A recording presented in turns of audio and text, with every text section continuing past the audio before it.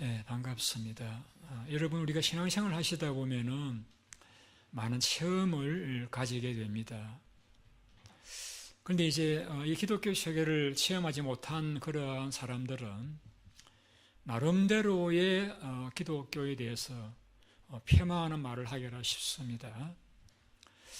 어느 소아학자가 기독교는 거짓말이다, 그렇게 이제 이야기를 했습니다.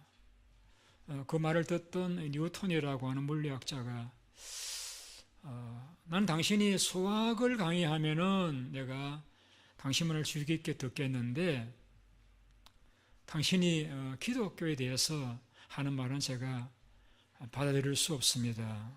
왜냐하면은 당신은 기독교의 세계를 경험해 보지 못했기 때문입니다. 저는 기독교 세계를 체험한 사람입니다. 그래서 저는 기독교가 참 사실이라는 것을 믿습니다 라고 대답을 했다고 하죠. 유명한 이야기입니다. 저는 우리가 살아가면서 경험을 하면서 우리는 이렇구나 혹은 저렇구나라고 깨닫게 되어집니다. 저는 여러분들이 다른 모든 일들도 경험을 하고 또 새로운 깨달음을 얻기를 바랍니다만은 목사로서 여러분이 원하는 것이 있다라고 하면은 하나님의 세계를 많이 경험해 보셨으면은 참 좋겠습니다. 하나님의 세계, 그 영광된 세계를 여러분들이 많이 경험해 보시면 좋겠습니다. 오늘은 어떻게 하면은 하나님의 세계를 경험할 수 있을까 두 가지로 나누어 말씀을 준비했습니다. 우리 성경을 같이 보시겠습니다. 우리 성경 읽었던 말씀 가운데 28절 같이 보시겠습니다.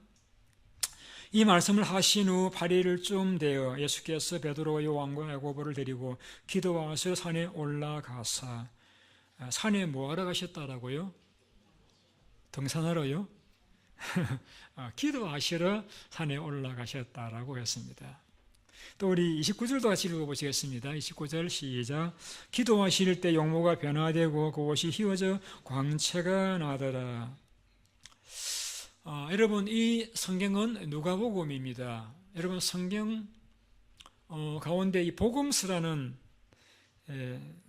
성경이 있죠. 마태복음, 누가복음, 마가복음, 요한복음.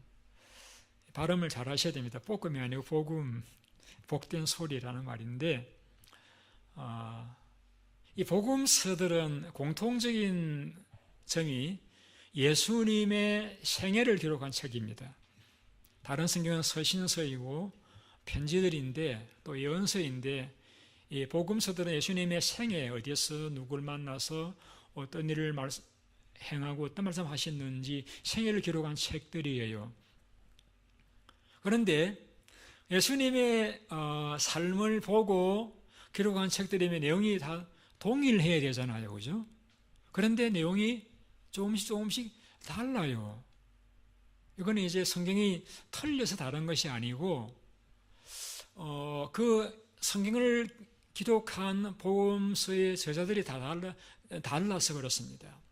예를 들어 마태라는 사람은 유대인입니다. 그러니까 예수님의 생애를 기록할 적에 예수님이 행한 많은 일들 가운데서 유대인들에게 이 말을 해주면은 참 좋겠다 싶은 부분을 좀 강조해서, 그렇다고 어떤 일을 기록한 건 아니고 그 일을 더 자세하게 기록을 남겼습니다. 그래서 마태복음에 예수님은 우리의 왕이시다라는 점이 그게 많이 기술이 되어져 있는 것을 알 수가 있습니다. 또 마가는 그 로마인들에게 선도하고 싶었습니다. 로마가 당시 세계적인 수도이고 세계적인 제국이니까 로마를 정복하면은 온 세계가 복음화되겠다. 그래서 로마인들에게 어떻게 하면 예수님의 생애를 잘 기록을 할까 해서 마가복음에서 예수님은 이제 일하시는 분, 부지런히 다니면서 병자도 고치고 복음도 전하시고 치료하신 일하시는 그러한 액티브하신 그러한 분으로서의 예수님을 자세하게 많이 기록을 남겼습니다. 또 요한은 가만히 보니까 예수님은 하나님이세요. 그래서 예수님이 하나님이시다 하는 사실을 자세하게 기록을 남긴 것이 요한복음입니다. 근데 오늘 우리가 누가복음을 읽었잖아요. 누가복음은 누가 기록했을까요? 누가가 기록했습니다. 누가는 전직이 의사입니다. 상당히 우리가 의사 선생님들은 이 사람을 치료할 적에 섬세하게 치료해야 되기 때문에 이 누가가 기록한 것을 보면 굉장히 섬세한 내용까지 잘 기록을 했는 것을 발견하게 됩니다. 그래서 이 누가복음 오늘 9장을 읽었는데 이거 보시게 되면은 동일하게 마태도 마가도 누가도 이 변화산에서 일어났던 일을 기록했는데 마태와 마가가 놓친 부분을 누가만 기록한 내용이 나옵니다. 그게 뭐냐면은 오늘 28절 한번 띄워주세요. 여기에 기도하시러 산에 올라가사, 여기 기도하시러, 이 마태와 마가는 그냥 데리고 제자들과 함께 산에 올라갔다는 말만 나와 있는데 누가만 기도하시러 산에 올라갔다. 기도하시러 이 5글자가 누가복음에 기록되어 있습니다. 또 29절을요. 여기도 보면은 다른 복음서에는 산에 올라가서 용모가 변화되었다라고 기록되어 있는데 이 누가복음에만 기도하실 때에라는 6글자가 누가복음에만 기록되어져 있는 것입니다. 그러면은 이상하죠. 왜 누가는 마태와 마가가 놓친 이 기도하러 산에 올라가셨다, 또 기도하실 때란 말을 기록했을까요? 왜 그 부분을 기록했을까요? 그것은 여러분, 누가는 이 누가복음을 통해서 뭘 예수님에게 어떤 부분을 드러내려고 했는가? 예수님은 우리가 동일한 인간이다, 사람이다.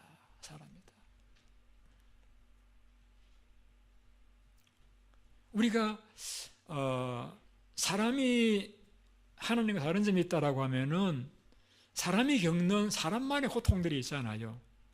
그래서 누가복음에는 약한 자, 가난한 자, 병든 자, 외로운 자들의 그런 아픔들을 많이 여기서 기술이 되어져 있는 것을 발견하게 됩니다.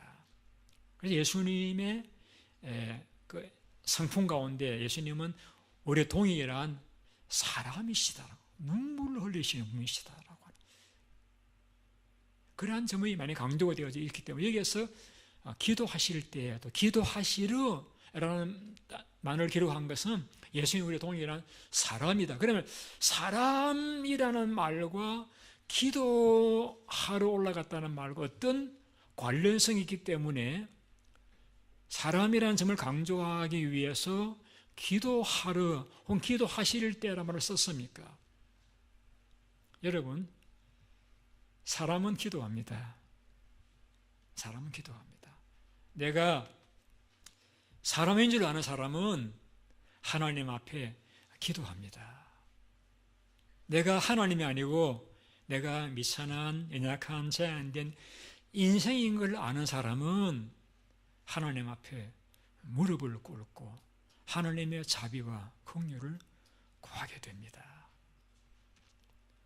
우리 건강하고 또 재력도 있고 또 똑똑한 분들은 사람이면은 무릎을 꿇습니다. 그런데 글쎄요, 왜 무릎 꿇지 않을까? 어쨌든 여러분, 우리가 성경에 보시게 되면은 아담이 하나님이 만든 처음 사람이고, 그래서 아담이 또 아들을 낳고 아들 내 아들을 낳고 이렇게 쭉쭉쭉 우리가 종족이 번성되잖아요. 그런데 그 사람들의 역사를 보면은 기도하더라는 말이 처음 나오는 사람이 있습니다. 에노스라는 사람인데요. 이 에노스는 누구냐면은 아담의 손자예요. 아담이 낳은 두 아들이 살다가 죽이고 죽는 바람에 하나님이 또 다른 아들을 주신 셋이죠. 그 셋이 낳은 아들이 에노스인데, 에노스가 태어났을 때에 사람들이 비로소 하나님 앞에 기도했더라, 하나님을 찾았더라라고 했습니다. 신기하잖아요. 왜 셋일 때는 기도를 안 하고, 아담도 왜 그는 기도도 안 하고 선악과를 따먹고, 왜 에노스 시대에 하나님을 찾았을까? 그 에노스라는 말의 뜻이 뭐냐면 약하다, 연약하다는 뜻입니다. 그러니까 에노스 시대에 와서 사람들이 뭘 깨달았는가 하면, 우리가 참 연약하다는 걸 깨달았다. 연약하다. 아무리 강한 아버지라도 약할 때가 있잖아요. 아무리 건강한 청년들도 감기로 아파 누울 때가 있고요. 아무리 지혜로운 이들도 공경을 만날 때가 있잖아요. 그래서 우리가 내가 연약하다라는 것을 깨달을 때, 그때 인생은 하나님 앞에 무릎을 꿇습니다. 그래서 누가복음 9장에서 변화사 사건을 기록하면서 예수님이 기도하러 올라가셨다, 산에. 기도하실 때에 라는 말씀을 기록한 이유는 예수님 우리와 동일한 인생이다. 인생 하나님 앞에 무릎을 드릴 때에 그때 참된 자리를 찾는 것이다 하는 측면에서 이 말을 기록을 했습니다. 그래서 여러분들이 하나님의 세계를 경험하기 원하신다라고 하면은 여러분 하나님 앞에 무릎을 드려 보십시오. 하나님 앞에 손을 모아 보십시오, 여러분.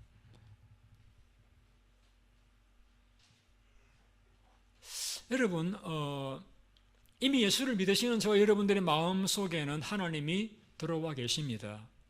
우리가 동행하신 정도가 아니고 우리 속에 들어와 계십니다. 내가 문을 두드리노니 내 음성을 듣고 마음을 열면은 너에게로 들어가겠다라고 약속을 하셨잖아요. 우리 속에는 하나님이 성령으로 들어와 계십니다. 그런데 이게 잘 안 느껴져요. 하나님이 내 속에 계신다고 하는데 이래 봐도 안 보이고 저래 봐도 안 보여요. 그런데 여러분, 보일 때가 있습니다.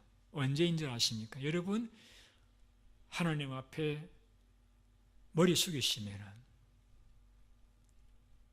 그때 하나님께서 여러분 속에서 초자연적인 하나님의 평강을 경험하게 하신다든지, 여러분이 전혀 생각하지 못했던 아이디어가 떠오르게 하신다든지, 두려운 마음이 사라지고 마음에 평화가 임한다든지, 하나님의 신성이 그때 우리에게 나타나게 되었습니다. 자, 여러분의 삶에서 하나님이 일하시기 원하십니까? 여러분, 하나님 앞에 무릎을 드려보십시오. 하나님이 신나셔가지고 지난주에 말씀드렸던 이 텐성교사와 같이 신나게 일하며 살아갈 수 있을 것입니다. 여러분의 두 손을 하나님 앞에 모으실 적에 그때 하나님께서 일하십니다. 여러분의 삶에서 하나님이 개입하셔서 일하시는 세계를 경험하고 싶지 않으세요? 여러분, 그러한 은혜를 체험하기 원하시면은 인간이 되시길 바랍니다. 하나님 앞에 머리를 숙이시길 바랍니다. 하늘눈 온천을 두루 다니시다가 전심으로 자기를 향하는 자에게 능력을 베푸신다고 약속하셨습니다. 하나님께서 일하시는 세계를 경험하기 원하시면 여러분 하나님 앞에 무릎을 꿇어 보시기를 바랍니다. 우리가 지난 주일날은 참 제자는 두 가지를 해야 된다 이런 거 말씀드렸지 않습니까? 무엇이었던가요? 자기를 부인하고 자기 십자가를 지고, 다르게 말하면은 내 뜻보다 하나님의 뜻을 받들고 그리고 주님을 따라가는 길에 희생이 요구될 적에 그것을 주님과 함께 지고 나가는 자가 참 제자다라는 사실을 말씀을 드렸습니다. 그런데 이 이야기는 왜 나왔습니까? 예수님이 십자가를 지시겠다라고 하니까, 죽을 것이라고 하니까 베드로가 화가 나가지고 예수님 그렇게 하지 마시라고, 우리가 주님 따라가서 자의정 우의정 하려고 지금 배도 그물을 다 버렸는데 주님이 죽으시면 우리 어떻게 되는 거예요? 막 화를 내서 말을 하니까 주님께서 사탄이라고 책망하시면서 하셨던 말씀이, 나를 따라오려거든 자기를 부인하고 십자가를 지고 따라야 된다는 말씀을 하셨습니다. 자, 그 말씀 하시고 나셨어도 주님 마음이 좀 불편하시던가 봐요. 그래서 주님께서 그 말씀하시는 말미 어떤 말씀 하셨는가 하면은, 너희 가운데서 죽기 전에 하나님 나라를 볼 자가 있을 것이다 라고 했습니다. 놀라운 말씀이 전에 죽기 전에 하나님 나라를 볼 자들이 있을 것이라고 말씀을 하셨습니다. 그리고서는 8일이 지난 후에 그들을 데리고 산으로 올라오신 거예요. 그래서 주님이 그들 앞에서 이제 기도를 하십니다. 기도를 하실 적에 용모가 변화되어지기를 시작합니다. 평소에 그 주님의 모습은 간되었고 그 속에 계시던 하나님이신 주님의 모습이 나타나시기 시작하시는 거예요. 그리고 옷도 휘어서 광채가 나는데, 성경은 햇빛이 찬란하게 빛나는 것 같이 주님의 얼굴에서 빛이 났더라라고 말씀하고 있습니다.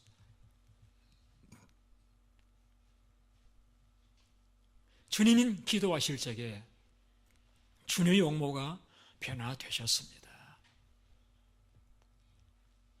저들의 마음속에 주님을 보면서 깜짝 놀랐겠죠. 영광스러운 하나님이신 주님의 그 본래의 모습을 보면서 그는 두려움과 놀라운 가운데서 처했을 것입니다. 여러분, 주님만 기도하실 적에 변화되는 것이 아니고 저 여러분들도 기도하시면은 변화될 수가 있습니다. 또 기도하시면은 놀라운 하나님의 세계를 경험하실 수가 있다는 것을 여러분이 꼭 믿으시고, 하나님의 세계 한번 경험해 보기를 원하신다라고 생각하시는 분들은 하나님 앞에 꼭 무릎을 꿇어 보시기를 바랍니다. 야곱은 자신만만했습니다. 똑똑했거든요. 그리고 그는 하나님의 함께 하심을 늘 믿었거든요. 그런데 그가 고향으로 돌아오는데 그의 형이 자기를 죽이려고 400명 군사를 이끌고 온다는 말을 들었을 적에 믿음은 다 사라져버리고 두려워서 하나님 앞에 그때 엎드립니다. 하나님께서 그 야곱에게 나타나셔서 그를 강하게 해주시죠. 은혜를 주셨습니다. 그리고는 그 형을 기쁨 가운데 맞이할 수 있도록 축복해 주셨습니다. 그래서 야곱이 뭐라고 했습니까? 내가 형의 얼굴을 보니까 하나님의 얼굴을 뵌 듯합니다. 그런 말을 하잖아요.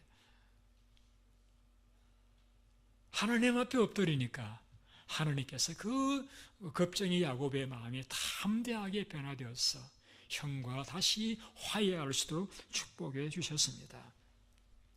모세가 백성들을 지도는 해야 되겠는데 규범이 없어요.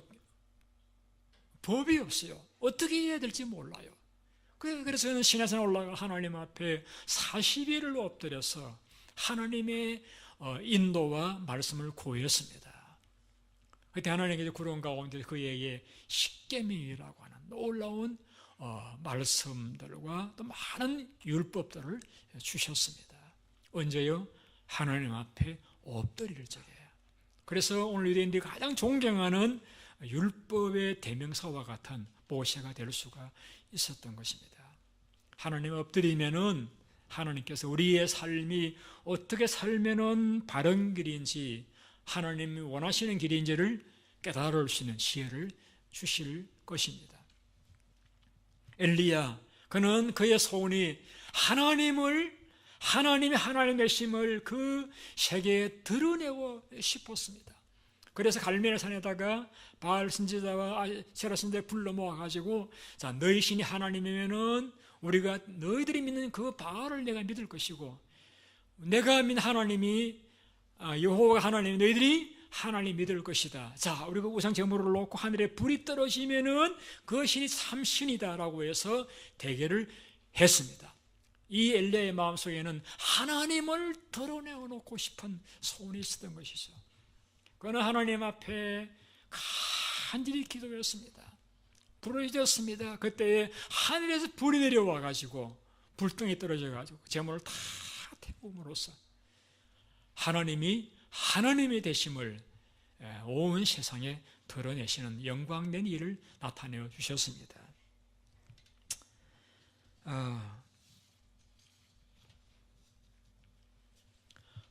기도와 변화는 서로 상관관계에 있습니다.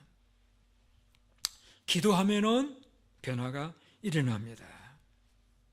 그래서 우리는 하나님 앞에 모든 경우에 기도하는 지혜로운 자들이 되셔야 되겠습니다. 저희 집에 조카, 손녀, 손자 있는 거 여러분 잘 아시죠? 애들이 11은 12학년인데 저는 여름에 한국을 다녀오는 뒤에 좀 노는 것이 익숙해져 가지고 나갔다 하면은 형들하고 언니들하고 올려가지고 늦게까지 대화하고 들어오는 거예요. 얘들아, 늦게 오니 너무너무 재미있어요. 재미있다고 그러는 거를 제가 뭐라 할 수도 없고, 그런데 늦게 들어오니 그 다음 학교 가는 것도 지장이 있고 안 되잖아요. 이게 어떻게 해야 되나 막 기도하고 있었는데 우리 집사님이 아이디어를 내었어요. 그래가지고 우리 서지병 교수님께로 애들을 데리고 갔어요. 데리고 가지고 좀 교수님 좀 한마디 해주세요 부탁을 했던 거 봐요. 서 교수님이 그래, 내 지폐 가져와 봐라. 지폐 이래 가지고 대학 못 간다 이놈들아. 너희들 한국에 살고 싶니? 미국 살고 싶니? 미국 살고 싶다 그러니까, 글쎄 내가 미국인 사장이라도 한국인 안 뽑는다. 미국 애들 천지인데 한국 애들 왜 뽑냐? 특별히 공부를 잘한다든지 똑똑하면 몰라도 똑같은 것 같으면 한국 사람 왜 뽑냐? 말로 잘 안 통하는데. 안 뽑는다, 안 뽑아. 그랬더니 애들이 그 말에 충격을 받아가 돌아와가지고 어떻게 될지는 모릅니다만은 이제 큰애는 친구들에게 다 이메일 해가지고 이제 3개월 동안 안 만난다고, 대학 시험 칠 때까지 안 만난다고 하고 이제 집 잘 지키고 있습니다. 여러분, 상 교수님 감사합니다. 통역하시느라 수고 많으시는데 여러분,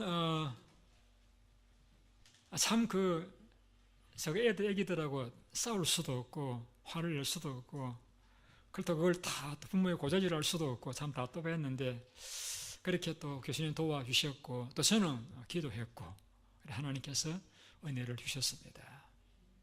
여러분, 우리가 살아가시면서 이 하나님을 체험하면은 더 하나님 가까이 나아가시게 됩니다. 여러분, 어떤 사람들 그걸 맨날 기도나 하고 여러분 그렇게 말씀하실 분이 계실는지 모르겠는데, 기도나 하고 있어도 하나님께서 은혜를 주십니다. 저는 여러분들이 더 하나님을 체험하시고 하나님의 손길을 경험하심으로써 더 하나님과 친밀한 관계에 나아갈 수 있기를 바랍니다. 오늘 우리 현대인들의 삶이 위기가 뭐가 위기냐면요, 너무 바빠요. 너무 바빠요. 그래서 하나님도 만날 시간이 없어요. 그래서 하나님께서 일주일에 하루만큼은 나 좀 만나자라고 하는데 이 하루도 이것도 바빠요. 그래서 주님 오전만 만나, 오후는 좀 excuse me 이렇게 해가지고 오후는 또 이렇게 그린필드로 이렇게 나가시는, 여러분 하여튼 바빠요. 그래서 하나님도 만날 시간이 없을 정도로 바쁘게 살아가시다 보니까 하나님 우리를 정말 많이 도와주고 싶으신데 하나님께서 뒷짐지고 계시는 형편입니다. 여러분 그는 참 손해입니다. 하나님 우리를 얼마나 사랑하시고 도와주시기를 원하시는데 하나님과의 시간을 좀 가져보시기를 바랍니다. 여러분, 주님께서 제자들을 왜 산으로 데려가셨겠습니까? 그들이 너무 모르니까, 하나님의 세계를 너무 모르니까. 그래서 주님께서 자신의 변화와 또 모세와 엘리야의 부활의 영광을 보면서 보이는 세계만 있는 것이 아니라 보이지 않는 영원한 세계에 있다는 것을 그들로 알게 함으로써 그들이 주님을 기꺼이 기쁜 마음으로 따라오도록 하기 위해서 그 세계를 보여주셨던 것입니다. 요한계시록에 보시게 되면 주님의 모습을 요한은 보았습니다. 그 얼굴은 해가 힘있게 비치는 것과 같더라. 그런 모습을 제자들이 베나산에서 주님에게서 보았던 것입니다. 그들이 존경하는 모세도 그들이 만났고 엘리야도 만났습니다. 어떻게 모세와 엘리야인 줄 알았을까? 아마 그 대화를 들으면서 이분이 모세이구나, 이분이 엘리야이구나 하는 걸 알았겠죠.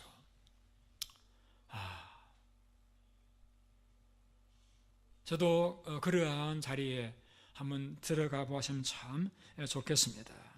주님께서 그 영광을 보니까 너무 좋았습니다.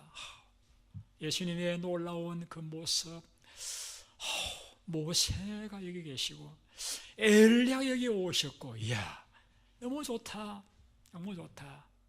그래서 주님 앞에 이렇게 자다가 놀래가 깨가지고 제안하며 주님, 제가 집을 세 채를 짓겠습니다.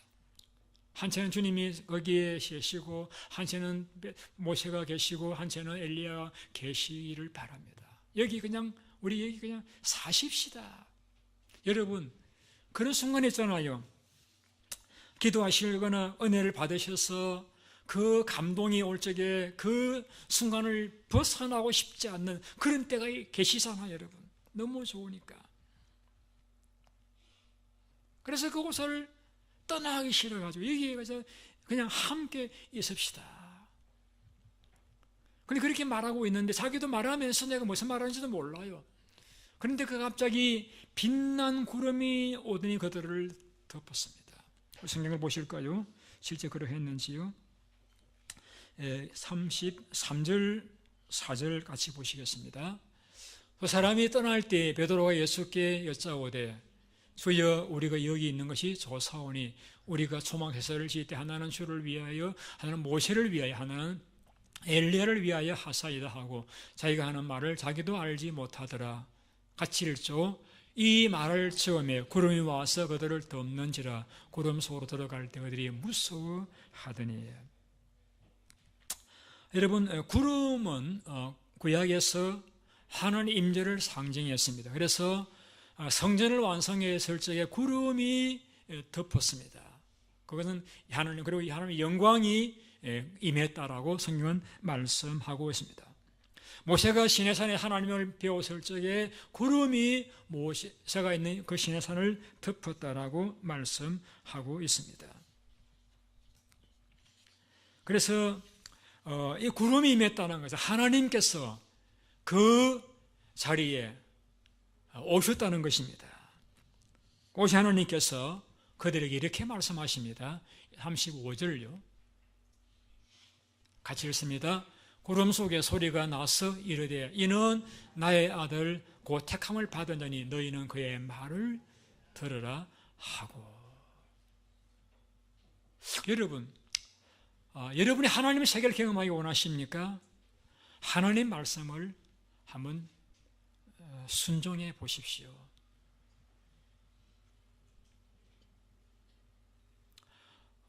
오늘 주님께서 구름 가운데 두려워하고 있는 제자들에게 말씀하십니다. 너희는 그의 말을 들으라. 하나님 아버지 음성이죠. 너희는 나의 아들의 말을 들으라. 말을 들으라.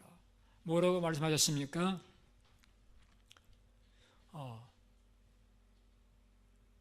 자기를 부인하고 자기 십자가를 지고 나를 쫓으라라고 하는 그의 말을 들으라. 그의 말을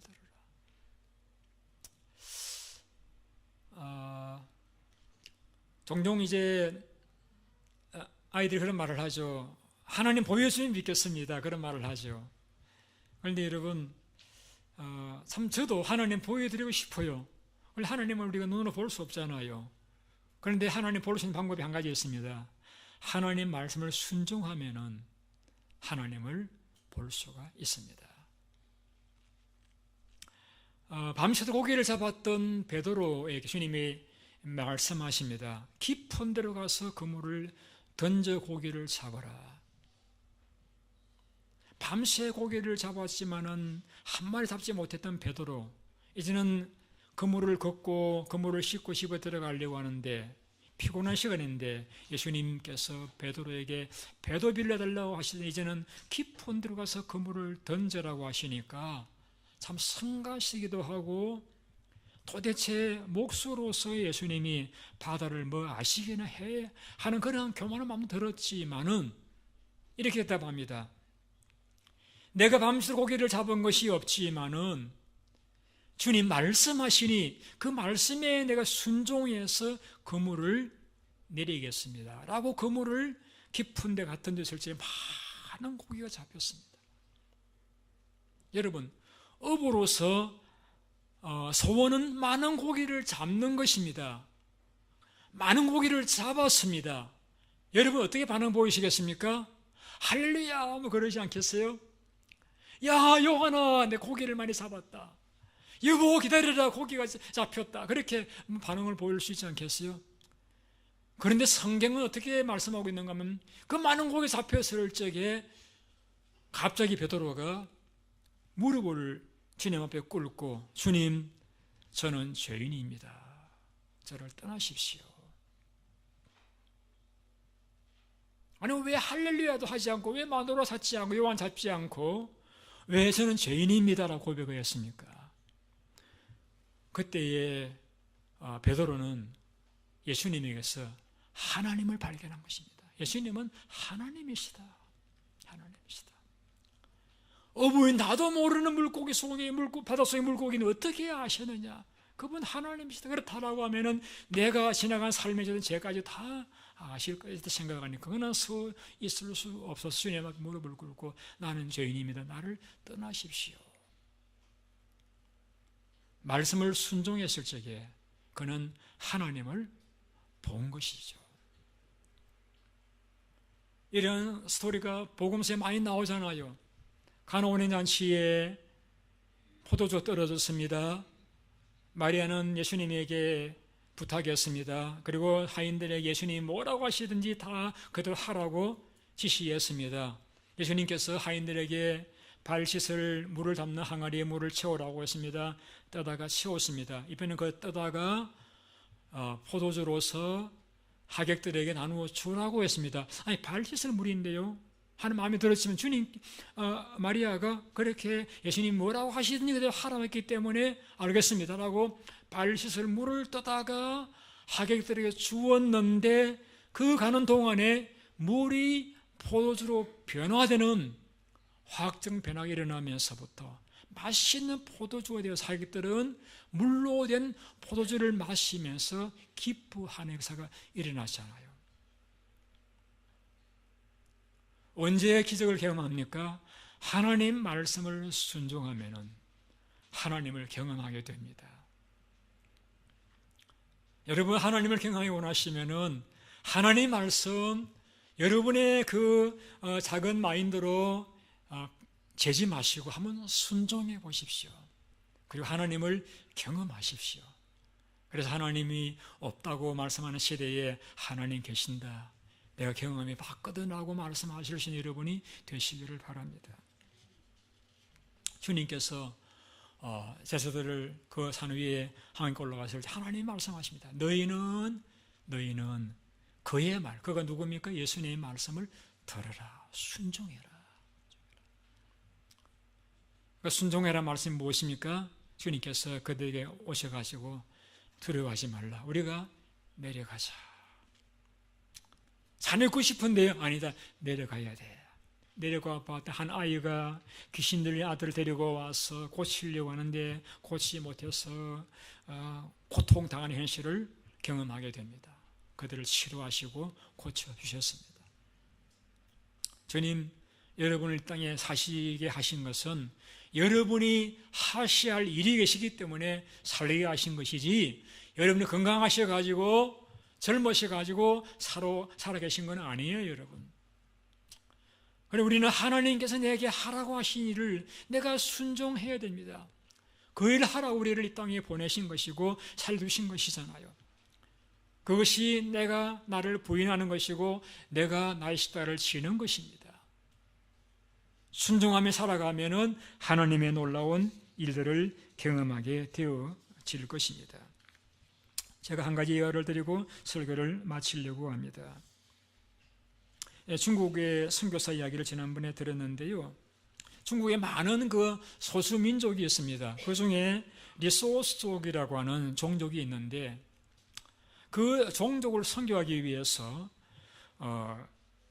선교사님이 파송을 받았습니다.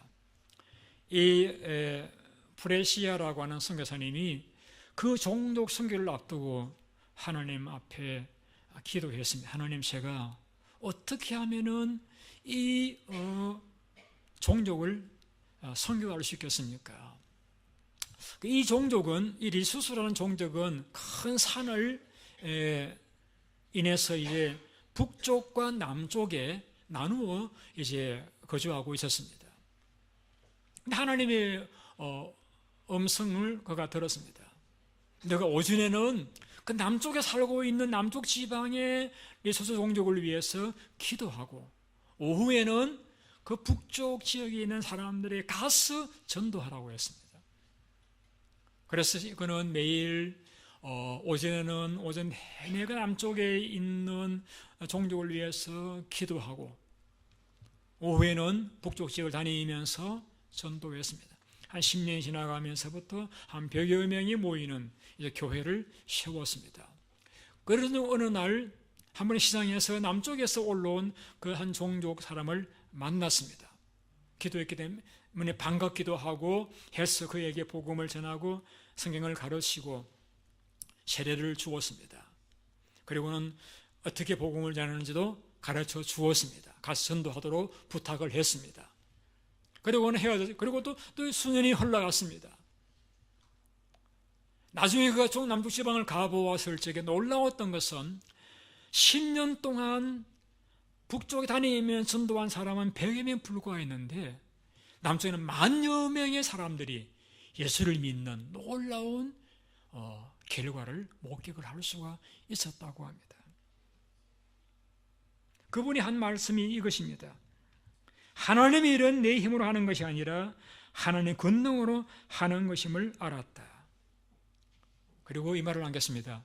기도가 사역이었다. 기도가 사역이었다. 여러분, 하나님의 말씀은 때로 우리가 이해하기 어려운 때가 많이 있습니다. 그래서 아담에게 하와에게 사탄이 와서 선악과를 따먹으면은 내가 하나님이 된다는 말로 미혹해서 범죄하게 만들었고, 오늘도 우리에게 와서 왜 늘 좁은 길을 가려고 하느냐, 넓은 길을 가라고 우리를 종용할 때가 많이 있습니다. 여러분, 우리가 그러한 이 하나님의 말씀과 세상의 말들 가운데서 하나님을 경험하기 원하신다라고 하면은 하나님의 말씀을 여러분 받아들이십시오. 존중하십시오. 그리고 마음에 새기시고 여러분 최선을 다해서 한번 순종해 보십시오. 그래 하나님의 역사를 경험하셔서 여러분 자녀들에게 또 여러분의 자신들도 하나님의 참 제자로서 날마다 자신을 부인하고 나의 십자가를 지고 주님을 잘 따라가시는, 그래 이 땅 위에 발을 딛고 살아가지만 저 영광된 세계를 바라보면서 오늘도 내게 주어진 그 하루를 최선을 다해서 성실히 살아가셨는 그러한 여러분들이 다 되시기를 예수님 이름으로 축원드립니다. 기도하겠습니다.